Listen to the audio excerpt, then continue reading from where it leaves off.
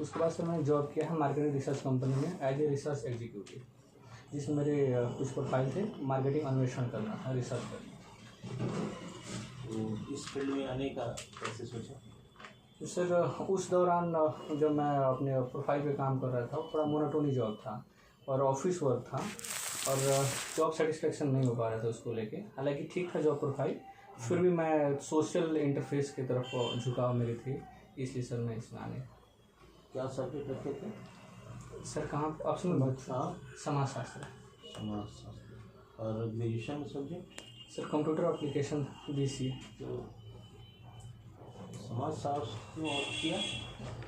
Sir bachelor of computer application का scope मतलब नहीं है और किसी भी सिविल सर्वेंट के लिए उसमें बनने के लिए ऑप्शन कंप्यूटर नहीं हो पाता है। तो मेरे पास कोई भी एक सब्जेक्ट को लेकर ग्रेजुएट मतलब ऑप्शन पेपर अडॉप्ट करना था, तो मैं समाजशास्त्र को बेहतर देखा कि मेरे लिए सूटेबल है और इसको मैं समझ पा रहा था, तो इसको लिया मैंने। समाजशास्त्र प्रशासनिक सेवा में किस तरह आपके लिए मददगार साबित हो सकता है?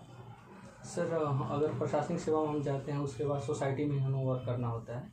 समाजशास्त्र होता है सोसाइटी को बेहतर अंडरस्टैंडिंग के लिए होता है, तो इसलिए मुझे लगता है सर कि ये बेहतर। अच्छा, भारतीय सिनेमा भारतीय समाज का दर्पण है या भारतीय सिनेमा का प्रभाव ही भारतीय समाज पर है?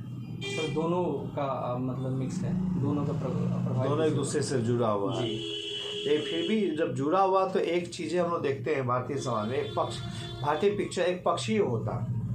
कई पिक्चर को आप देख लीजिए, प्रेम त्रिकोण का अगर मामला हो तो नारी को ही सबसे ज़्यादा, नारी जिसको चाहती है वही पिक्चर का एंडिंग हो जाता। सर मैं समझ नहीं पाया आप क्या कहना चाह रहे हैं। मतलब लड़के किसको चाहते हैं, हीरो किसको चाहते हैं, उनको मिले या ना मिले वो मायने नहीं है, लेकिन लड़कियां जिनको चाहती है पिक्चर का एंडिंग वही माना जाता है।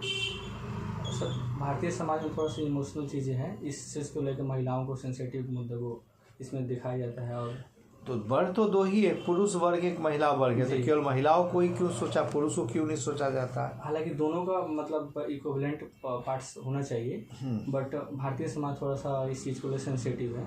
अच्छा, लोग मानते हैं कि भारतीय समाज पुरुष प्रधान समाज है। जी आप सोशलॉजी होने ना दोनों पक्षों का अपने अध्ययन किया, क्या मानते हैं?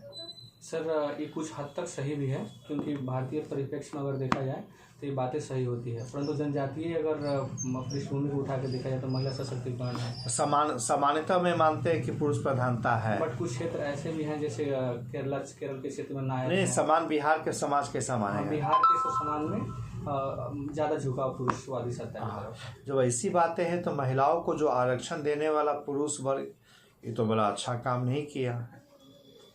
महिलाओं को आगे बढ़ने के लिए जो घर में फॉर्म भरने दिया, मैंने अपने पत्नी का, अपने बहन का फॉर्म नहीं दिए, तो अच्छा काम हमने नहीं किया। सर हम लोग आधुनिक समाज में जी रहे हैं और आधुनिक समाज तो पुरुष प्रधानता कहाँ है?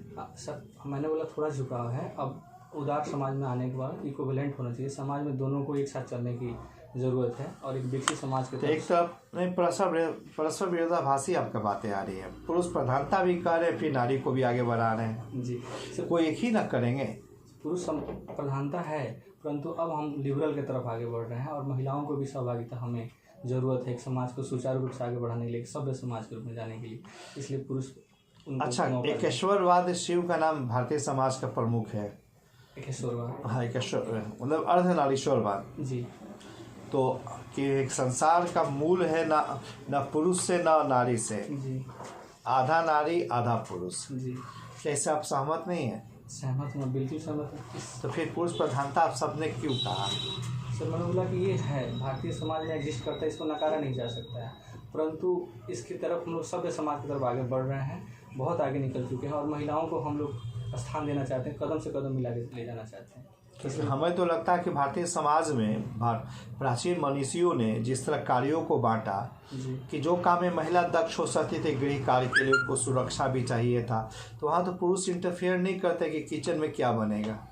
सर ये और बाहर का चीज़ें जो पुरुष के लिए है, चूँकि सुरक्षा वहाँ दिक्कत होती है, तो पुरुष संभाल लिए। सर ये तो मानसिक विकार है कि बाहर महिलाएं नहीं जा सकती है। नहीं जा नहीं सकती, एक कॉमन अंडरस्टैंडिंग हुआ, लेकिन बायोलॉजिकल चीज़ इसको सपोर्ट नहीं करता। बायोलॉजिकल जो मतलब वैज्ञानिक तौर पे देखा गया कि महिलाएं भी सशक्त होती हैं, फिजिकली महिलाएं भी स्ट्रांग हैं। और सर जीवन प्रत्याशा के अगर स्थान पे देखा जाए तो महिलाओं के जीवन प्रत्याशा पुरुष से आज दुनिया आधुनिकवाद में सबसे ज़्यादा सेक्स को लेकर चर्चा में आती है, लेकिन जहाँ जितना सुरक्षित भारतीय महिलाएं होता तो अन्य समाज तो नहीं है जी। अन्य समाज तो ओपन हो चुका, हम तो कम से कम सुरक्षित इस मुद्दे पर हैं, तो शायद कारण यही रहा। सर मैं आपसे एग्री हूँ, बट सर ये ज़रूरी नहीं है कि अगर ओपन आप हैं तो महिलाओं का शोषण या उसका द्वेष नहीं किया जा रहा है। भारतीय समाज में अगर हिडन क्लॉज के रूप में अगर आप देख रहे हैं तो ऐसा कुछ भी नहीं है। भारतीय समाज में भी शोषण महिलाओं का है और अन्य समाजों में भी अगर ओपननेस शोषण की बात करते तभी एक हाई कोर्ट की मामला आया है जिसमें 17 साल की बात एलिगेशन जो इंसान पे लगाया गया, हाई कोर्ट ने उसको कह सकते इनोसेंट माना है और उस महिला पे मात्र एक कमेंट करके छोड़ दी जाती है कि इतने दिन जो 17 साल के जो हुआ इसका आपको कंपेंसेट करना होगा। इससे क्या आपको लगता है उस इंसान को, उस आदमी का इज्जत समान 17 साल का रिटर्न हो सकता है? सर ये भरपाई करना बहुत मुश्किल तो है। क्या आप कहते हैं, कैसे आप इक्वालिटी की बात कर रहे हैं?